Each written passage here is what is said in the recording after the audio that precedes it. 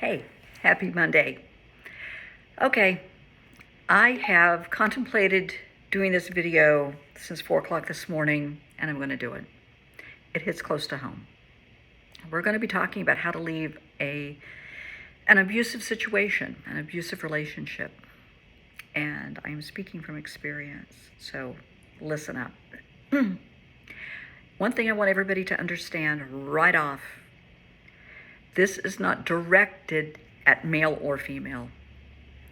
Throughout my practice, throughout my years as a nurse, throughout my years on this planet, I have seen abusers, narcissists, reactive abusers that are male and female. I have seen men that are victims of family and domestic violence. I have. And my heart goes out to them because so many times it can be a little bit harder for them because there's a stigma attached to men who have been hit by women. And not so much now as it was 20 years ago, but it's an issue. I have seen it all. And that's why it's important to get out. The very first time, sweetheart, somebody raises their hand to you, the first time they raise their hand to your child, the first time they raise their hand to your dog, your cat, your pet goat, I don't care what you have, get out. Because that will not be the last time they do it. They may say, oh, I'm sorry, I had a bad day. You instigated this. You pushed my buttons. They're going to try and blame it on you. For a narcissist, for an abuser, they are incapable. I just want you to just please hear what I'm saying. They are incapable of accepting responsibility for their actions, inactions, attitudes, behaviors, and the consequences. So they have to blame somebody. So it has to be your fault. It has to be their childhood. It has to be their day at the office. They're mad at somebody. It's everybody else but them. And I want you to understand you are the victim. It's not your fault. You are responsible of how you react. You're responsible of how you respond. They're responsible for how they react and they respond to their life. They can't put that on you. You cannot project how you feel on somebody else. Doesn't work. So we're going to talk about how to get out. And it's not easy. It's scary. If you were raised in a toxic environment, if you were raised in an abusive environment, this may be your norm. That's why you keep getting into these situations. It's all you've known. All you have known is yelling and screaming and fighting and chaos. Maybe you grew up in a household with alcoholics or addictions or just violence.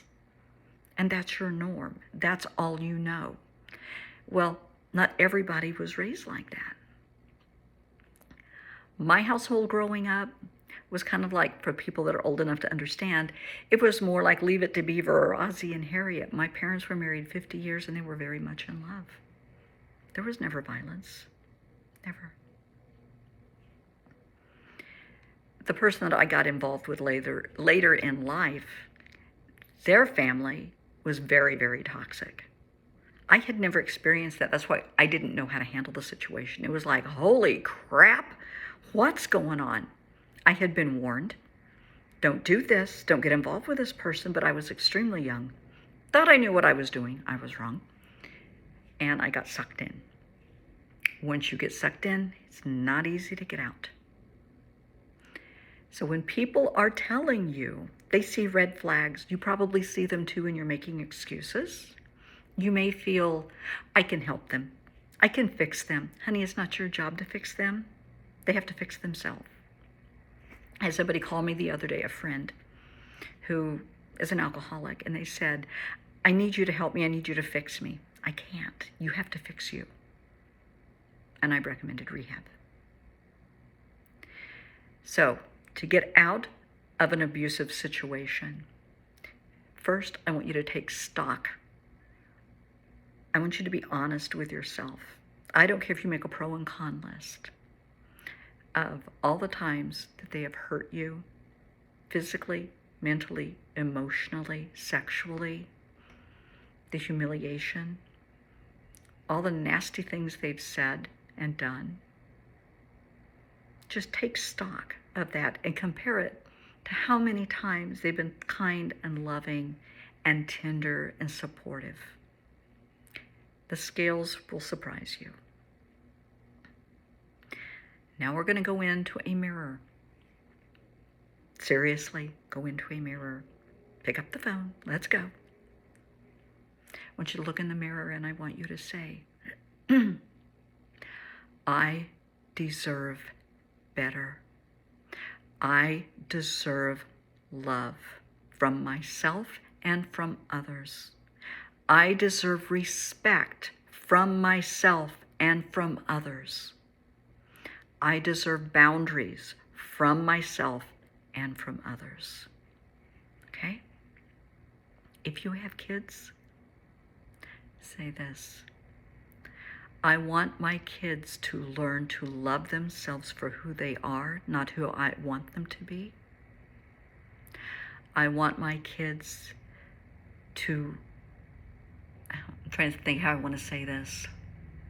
I want my children to know boundaries and to respect themselves and to respect others. That's important. You are, by example, you're teaching your children what's to be expected and accepted in their life. Look back at your childhood. That was accepted in your life. And look where you are now. Is it still accepted in your life? If you grew up in a toxic environment of yelling and screaming and fighting and drugs and alcohol, is that where your life is now? Are you associating with people like that? Are you involved living with somebody like that?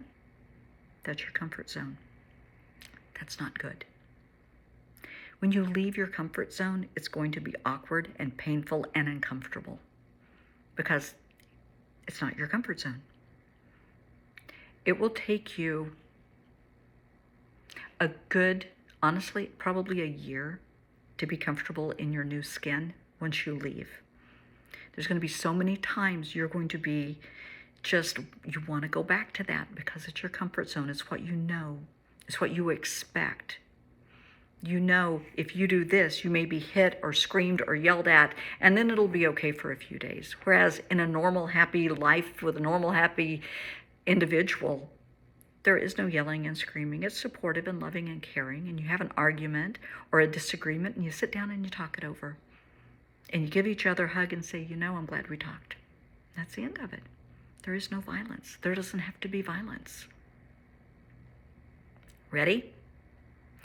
Okay, we're going to make a game plan. If you're going to leave, you need a plan. And please be careful who you share the details with. You may have wonderful friends that love you to the moon and back, but they have a big mouth and they can't keep a secret. We need secrets here. This is the time. If you tell someone what you're going to do or where you're going to stay, who are they going to tell? Are they going to let it slip? First of all, if you have been hit, if your children have been hit, if you are being threatened, they're threatening to kill you, kill your kids, kill your pets, anything like that, you need to report it to the police, seriously. And you need to let, when the detective comes out to talk to you or the officer, you need to tell them that you're going to be leaving the relationship. They need to know. And the reason they need to know is, with many narcissists and abusers, they do love their attention. And they will go to the police, oh my God, she's missing. Something happened to her. She ran away. Somebody kidnapped her. And they will pull it up in the system and say, that's not what happened. And we need to talk to you about your violent tendencies. Or there's a restraining order for you. And while I mention the word restraining order, let me explain. They're wonderful. They are. You need to have your personal boundaries in place, your social boundaries in place, and legal boundaries in place. And that would be a restraining order or an order of protection. That will not stop a blade. That will not stop a bullet. And we both know that. So when you leave, When you finally step outside that door and close it, you're gone.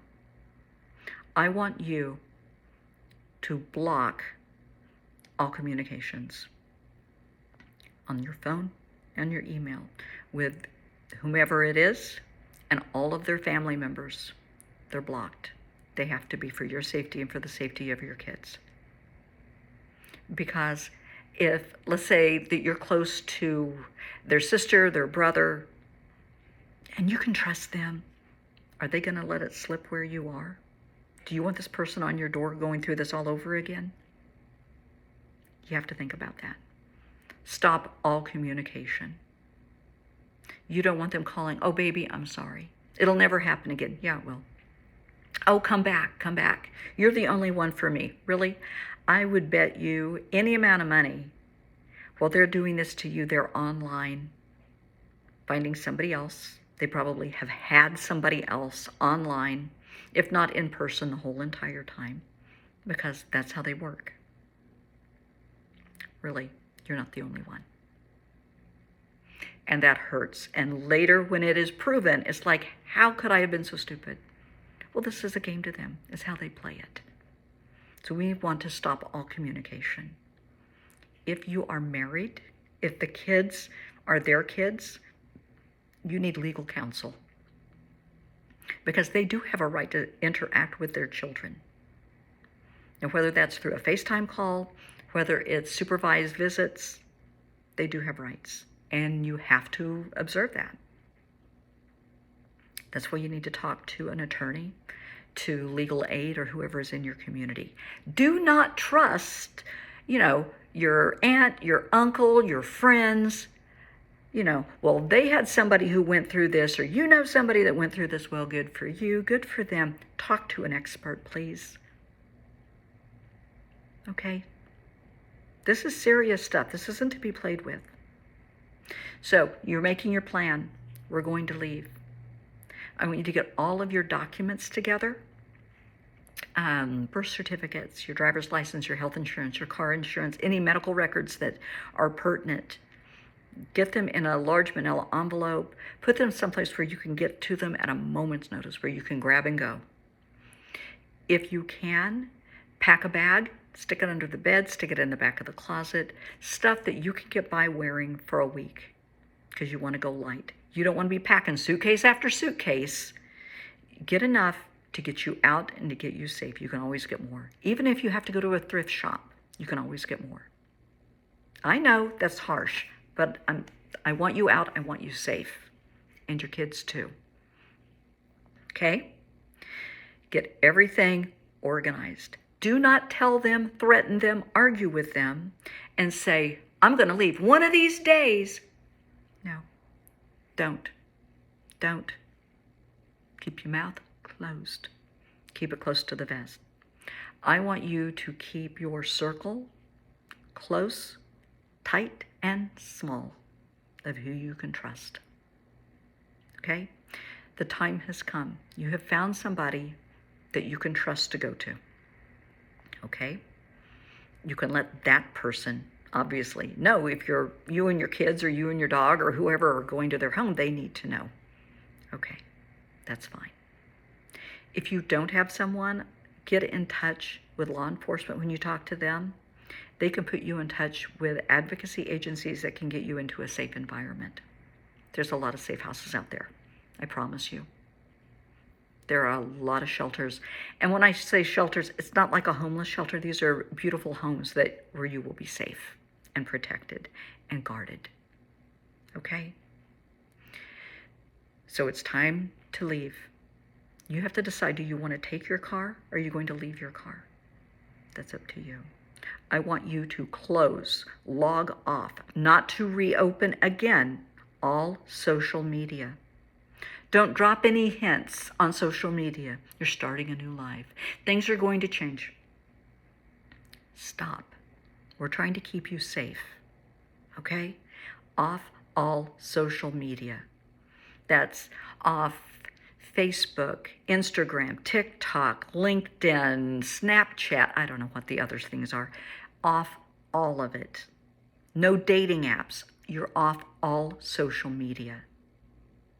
okay? If possible, either get in your car, very quietly load your car without drawing attention to yourself. Don't go around and tell the neighbors goodbye. Just get in your car, load up, and go. If you don't have a car, have a friend come get you, your parent, whomever you're going to, have them come get you. Have an Uber, have a police officer come get you and take you to a safe place.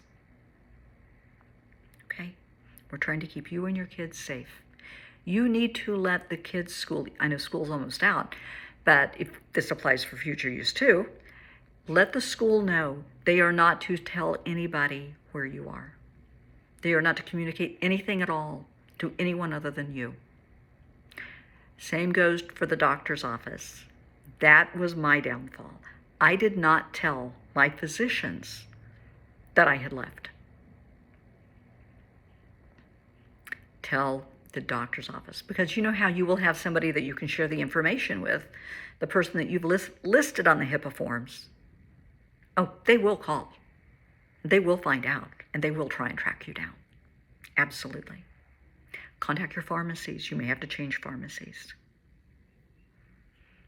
because they know when you're going to get your prescriptions refilled, and they may be hanging out around the pharmacy around that time. They may know somebody at that pharmacy and say, hey, give me a call if you see so-and-so.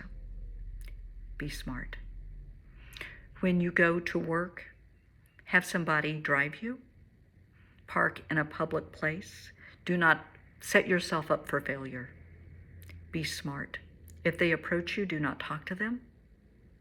If they call you at work, don't take the call. Cut them off totally and completely. Because, honey, once you're gone, you're going to stay gone. You're not going to let them suck you back in, because it's so easy, because that's your comfort zone. That's all you've known for however long you've been with them. You may have had a beautiful home. I did. You may have had all kinds of nice, luxurious things. And then you were thrown down staircases. You were punched in the face for things that had nothing to do with you, because they had a bad day. Because their secrets came out in public and they took it out on you. Stop being the victim. Once you step outside that door, you are no longer a victim. Now you're a survivor, okay? That's how we're going to look at this. We're going into survival mode, and we're going to kick ass, and we're going to do this. You're going to do it the legal way. You're not going to do anything shady. You're not going to instigate fights and arguments. I'm sorry, the sun is really starting to glare in here. I'm going to have to move the phone. Yeah. See, it's a really bright day. I want you safe. Not just today, not just tomorrow, but I want you safe and happy the rest of your life. I want your kids safe and happy. If they know where you are, they're going to play mind games. They may threaten you. They may do all kinds of things. Ignore them. Because the worst thing you can do to a narcissist or to an abuser is to ignore them. Honey, they're not worth your time. They're not worth your energy. You made a bad choice. Let it go. Cut your losses. Let it go. You may want them to regret what they've done. Honey, they're a narcissist. They can't feel those things. The closure that you want, the closure that you're seeking, I want that closure to be, you ready? I got out alive. That's the closure you need. I survived. I got out alive. Now you're out, okay? Take a deep breath. You made it. You're in a safe area. That's great. Now, I want you to get counseling. There's so much you have suppressed, you have stuffed down and swallowed, so much gaslighting, things that they've told you that you made up, that you're wrong and they're right, and how can you be like this, and you're the reason you got thrown down the stairs, and you did all of this to yourself. Honey, it's called gaslighting, and you need help. You need some therapy. There's nothing wrong with that. It's just helping you work through all the emotions and the thoughts and the feelings. There's going to be a lot bubbling up. especially if you grew up in a toxic environment. You still have to deal with all of that. And it's not about casting blame and pointing fingers. That's not it. It's about understanding where you came from, why it was like that. I mean, maybe your parents were raised in abusive or toxic environments. That's all they knew. So that's what they passed on to you. We're breaking the cycle now. We're not going to pass that on to your kids, okay? So it stops. It stops today. You're going to get safe, and you're going to stay safe. You're going to stop all contact with this person. Do not bounce into another relationship. I want you to do not scream and roll your eyes because I can already see it coming. I want you to take a year to just adjust to being the new you. Try to live as healthy a lifestyle as possible. Eat as healthy as you can. No drugs, no weed, no booze, no beer, no alcohol. I know, I'm being evil. No one-night stands, no booty calls. Just get your life together. Get in therapy. Learn who you are. Find yourself again. Find what makes you happy, what makes your heart smile. Learn how to provide yourself with self-care, how to take a walk, how to enjoy that.